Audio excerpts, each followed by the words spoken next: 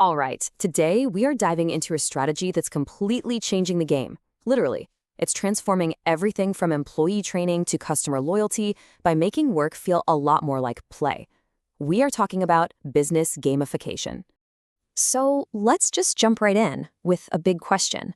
What if that one task at your company, you know the one, the most tedious, boring, or difficult one, what if it could feel less like a chore and more like a game you actually want to play? That's the core idea we're going to unpack today. So here's our game plan. We'll start with what this is all about, then get into the psychology of why it works. We'll unlock the toolkit you can use, walk through an 8-step plan to get started, and then wrap up with some crucial tips for success.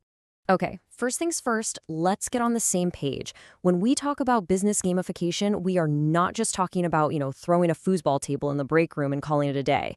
No, this is a serious data-driven strategy. And here's the official definition. But what does that really mean?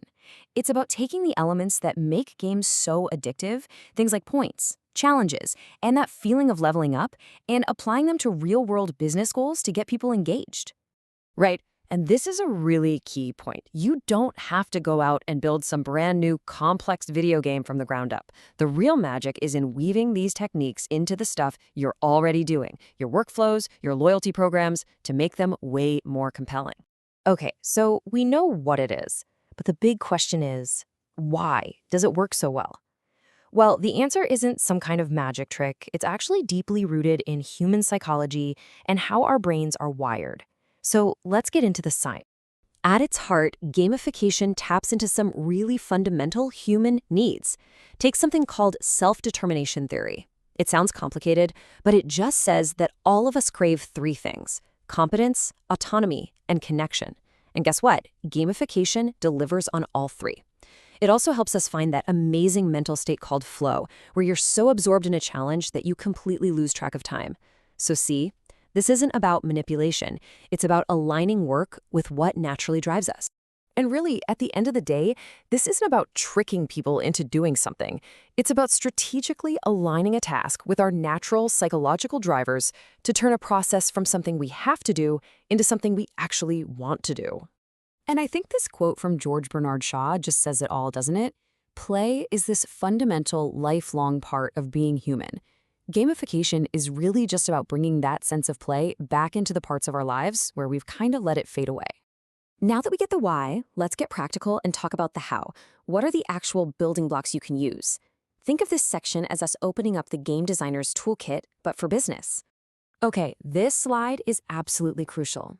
This is the blueprint. Think of it like cooking. On the left, you have game dynamics. That's the feeling you want to create, like a sense of progress or friendly competition. And on the right, you have game mechanics. Those are the actual tools you use to create that feeling. Things like points, badges, leaderboards, and challenges. And here's the secret sauce. You can't just randomly throw points and badges at a problem and hope it works. The real art is in thoughtfully picking and mixing the right mechanics, the tools, to create the specific dynamics, the feelings that will actually motivate your audience to hit that business goal. All right, so we've got the theory and we've got the tools. Now, how do you actually put it all together and build something real? Let's walk through a proven step-by-step plan to take your idea from just a concept to a full-blown reality. Here it is, your roadmap. Step 1, define your objectives. I mean, you can't win the game if you don't know how to score, right? Step 2 is that deep analysis of your players. Then you move into phase development, building it out piece by piece. Step 4 is critical. Set up dashboards so you can actually see what's going on. Then you plan a pilot test, and please never skip this part. After that, it's the big launch, followed by ongoing support. You do all that, and you get to step 8, success. But hang on, I want you to pay close attention right here. According to the experts, the single most important part of this whole process is step 2. That initial analysis of who you're building this for and how you're going to motivate them, that is where the entire foundation for success is built. Get that part wrong, and the rest doesn't matter. We're in the home stretch now, so let's bring it all together with some essential must-know tips to make sure your project doesn't just launch with a fizzle, but actually succeeds and delivers results that last. And as we go into these final tips, I just want you to keep one big idea in mind. The technology is just a vehicle. Real, lasting success comes from a smart strategy that's built on a deep understanding of what makes people tick. So, here it is, your final takeaway checklist. Keep the rules simple and clear. Find that perfect balance, not too easy, not too hard, to keep people in that flow state. Always, always, always run a pilot test. Measure everything with real-time data. And remember, you're applying psychology, not just buying some off-the-shelf software. And hey, if you're in doubt, partner with experts who've done this before. And that brings us to the end. So I'll leave you with one final thought to chew on. Look around your own world, your work, your team, your customers. What's that one process, that one goal that's just begging to be reimagined and transformed into an experience people will actually love? The game is on. Thanks for watching.